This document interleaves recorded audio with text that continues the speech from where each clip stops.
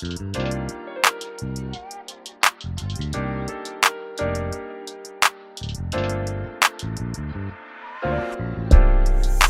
to another episode of Concentric Educational Solutions Podcast, one door at a time. I'm your host, David Heiber.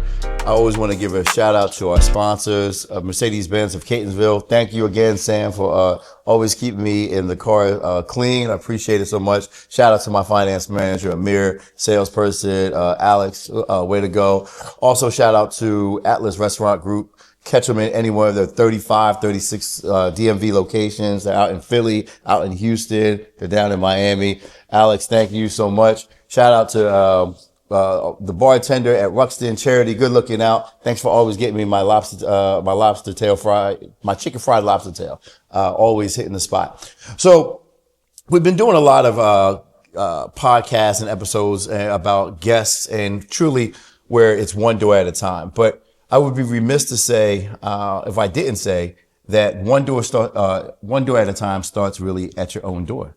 And so I've been thinking about this for a while. I think it's timely based upon everything that's happening that I was able to bring, my son, on board, DJ, who's a senior at St. Albans down in Washington, D.C. right now. Really excited about all the things that you've been doing, your accomplishments. It's been a privilege to be a father, just watch to see you grow.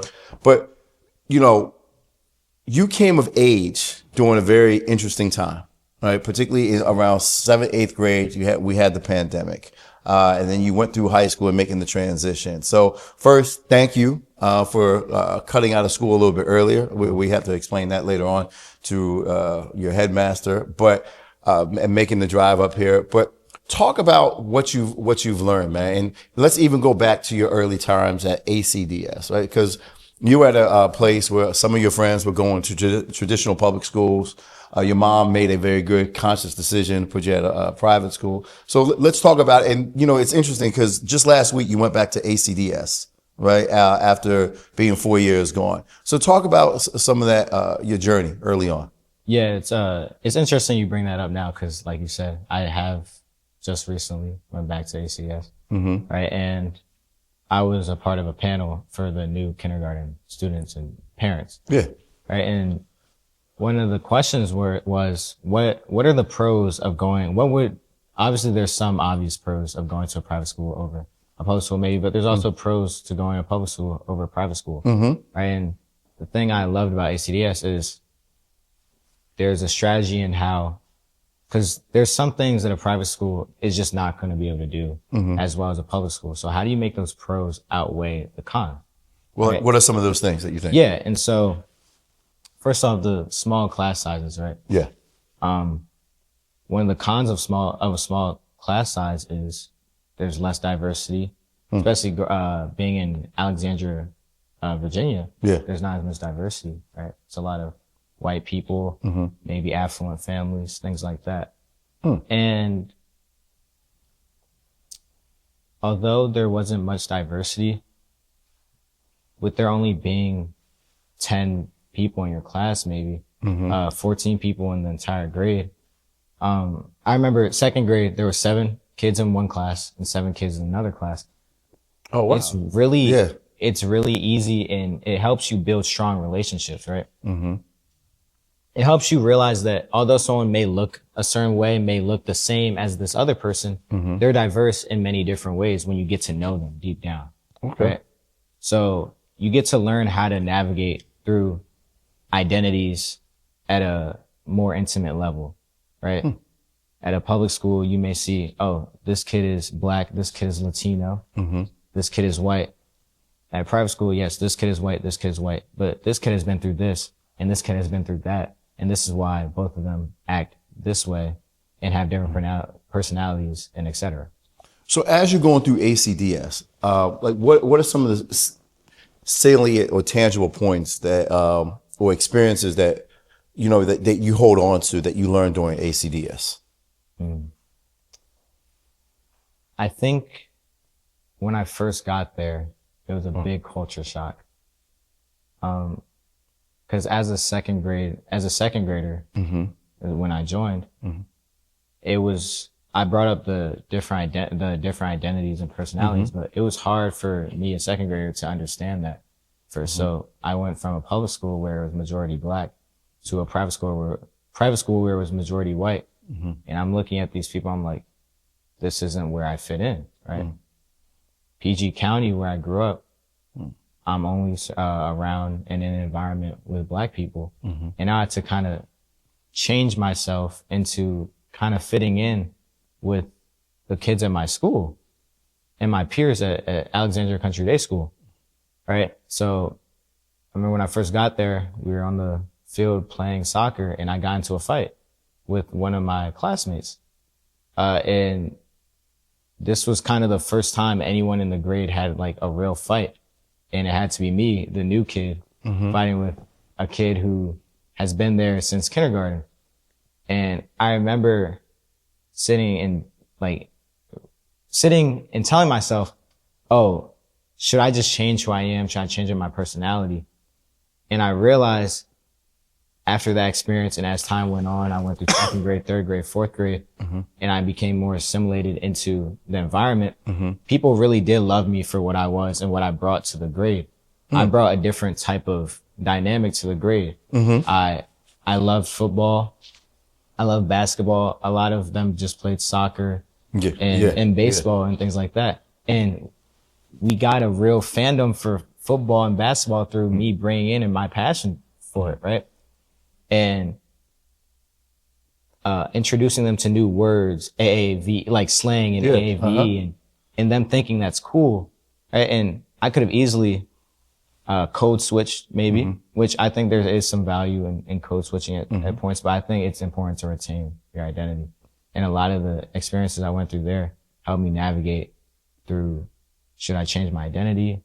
Should I stay true to who I am? But I've realized it's helped me, especially weighing that with growing up still in PG County and going from my friend group in PG County to maybe my friend group at school.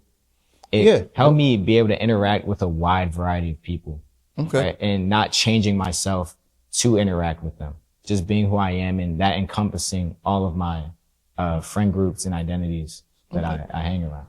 So now you're in seventh grade. The world's about to have a major shift. It's about to go through a pandemic. What was that like from a student level? The abruptness of what kind of happened with what happened with the pandemic? Like, how did you experience it? And now, even looking back now, 4 years later, how did you experience it, and how did it affect you?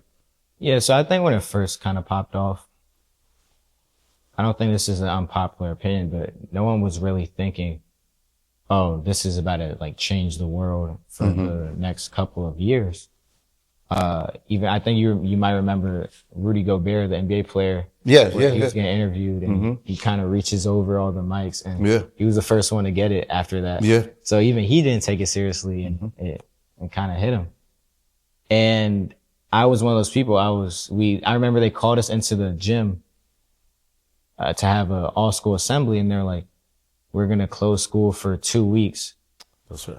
Right? We're gonna close school for 2 weeks, and we'll probably come back. And we just never came back. And I remember sitting on online school like, yeah, this is good. I can go online school. Maybe after my first class, there's a break.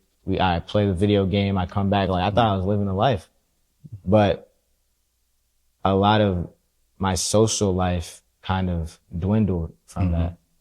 I wasn't seeing my classmates and my friends every day.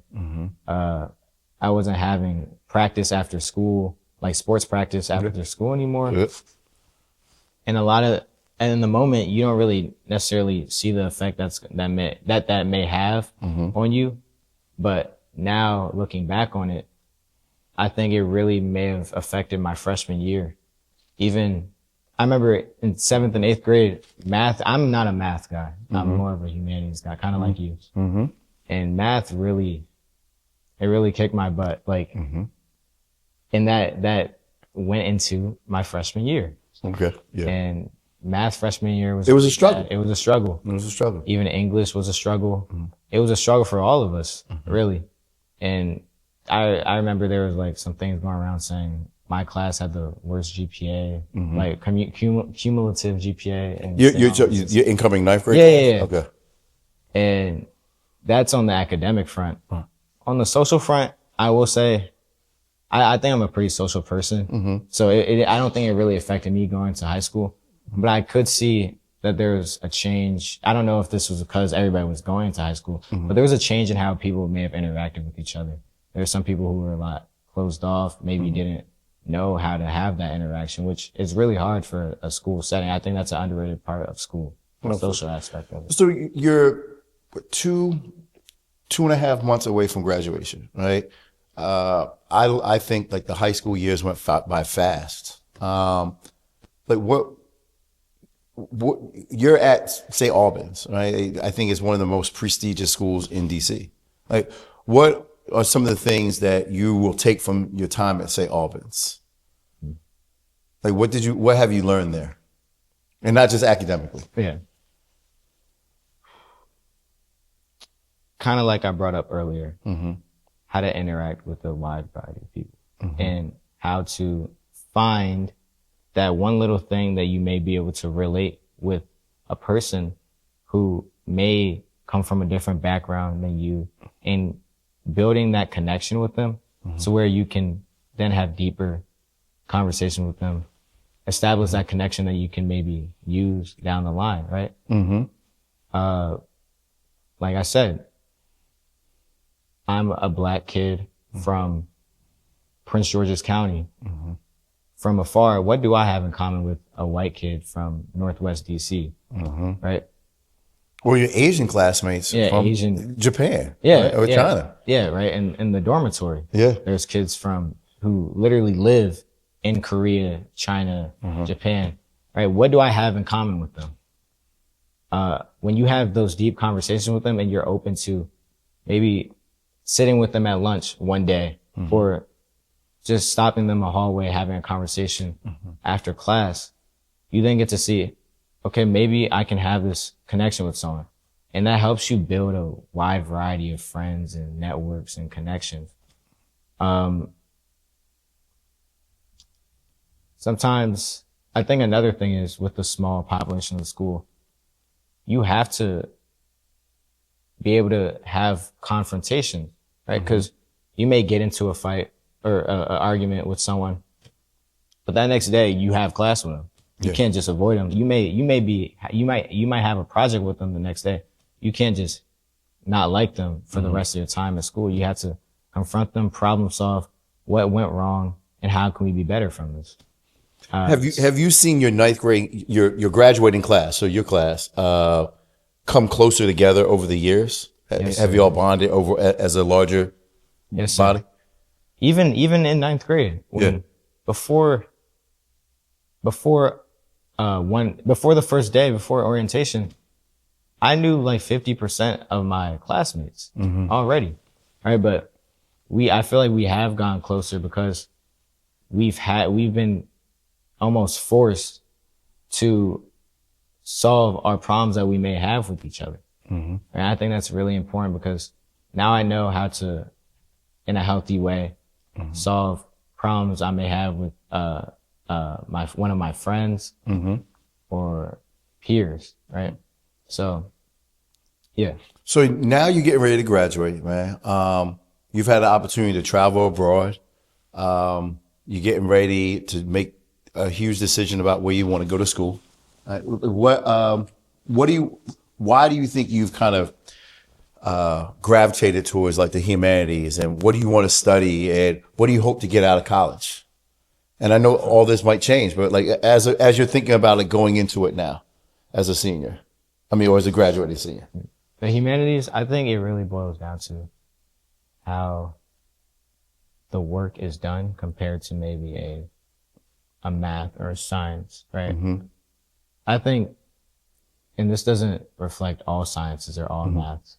It's, this is the problem or this is the formula, get it done, right? For humanities, for English, I'll say for history, for example, right? There's a conflict. This happened. Why did it happen? But then what does this mean? What does this mean for the now. Why could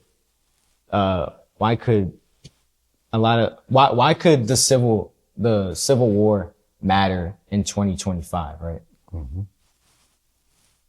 But when you analyze the Civil War, even go farther back into the American Revolution, things like that, they still matter today. But you can only understand that when you look at the history, when you analyze the history, right?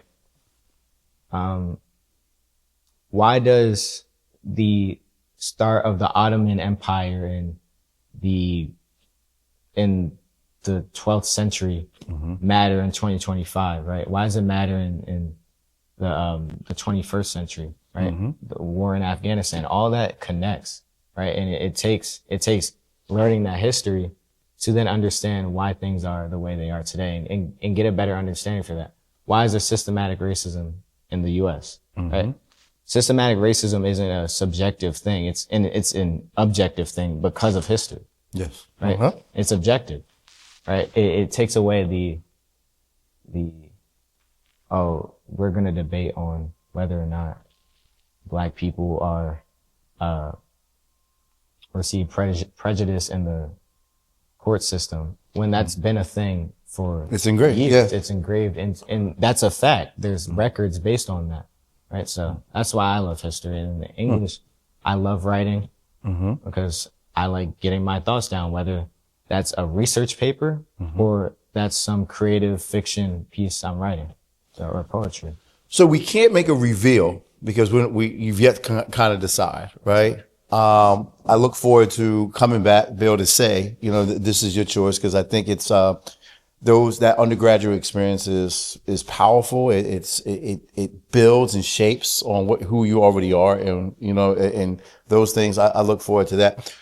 So as we've been going through almost now going on 100 episodes, shout out to my producer Rock Mitchell and his partner Jermaine for putting all this stuff together when it was just an idea with the podcast. What are some things you could tell the audience that you learned about your father, good or bad? Good or bad. And I'm putting you on blast. Yes, sir. And I'm an honest person. Absolutely. Good and bad. It can be more good than bad, but yeah, what are some things that you learned? One thing I learned is the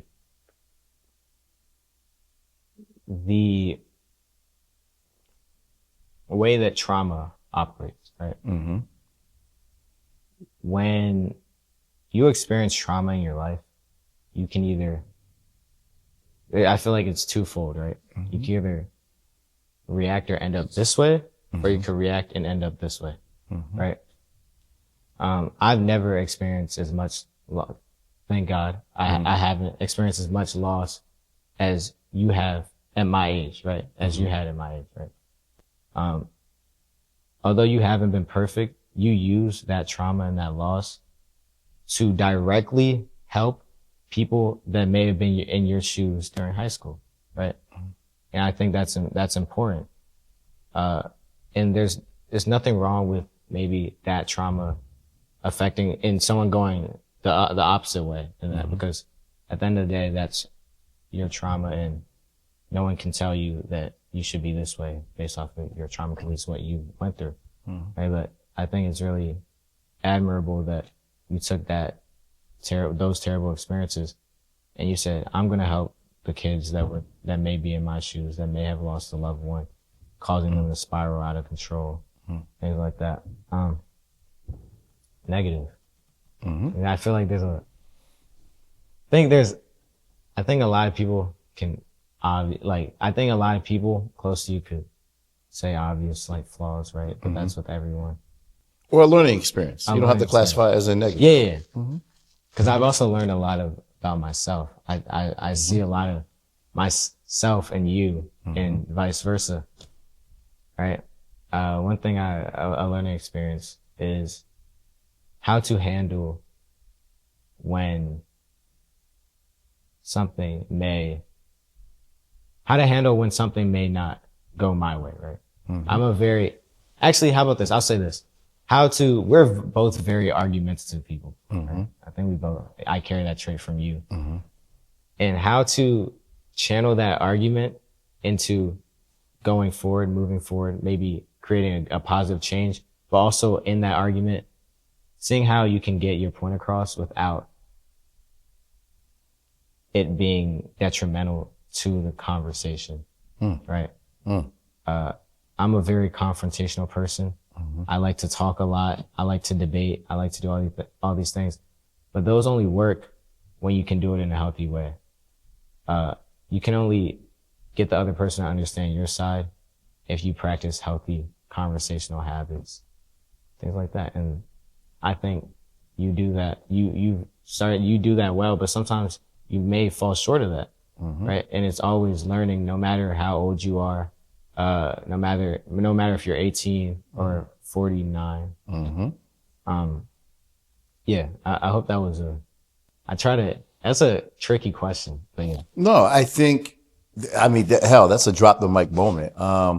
So look, man, is that, we don't have an opportunity a lot of times as fathers, to always get it right. It's always a dress rehearsal, and you just never know what works with one child may not work with the next.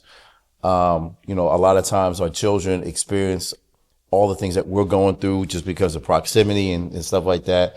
But I would also say, not to say that you can excuse what your parents may have done, but there's always a reason for everything. Someone may act a certain way because of what they experienced before that, but then their parents may have experienced something to cause them to act that way. Absolutely. And it all trickles down, and it's kind of, at a certain point, you have to kind of say it's up to yourself to break that chain of trauma or bad decisions, right? And then create a better future for the people that may come after you. So, wow. I'm incredibly proud to be able to say that you are my son. I am privileged. I look forward to what life has next for you. I know that you will continue to give so much to the world and make it a better place. And just watching you grow and mature, and that you're loved. All right. Thank you, son. All right. Until next time, I'm your host, David Heiber. Tune in and get all of our content, concentric.world. This was very heartfelt and meaningful conversation. DJ, thank you for just sharing, and thank you for loving your father despite his challenges. Right? You're an amazing young man. Until next time, I'm your host, David Heiber.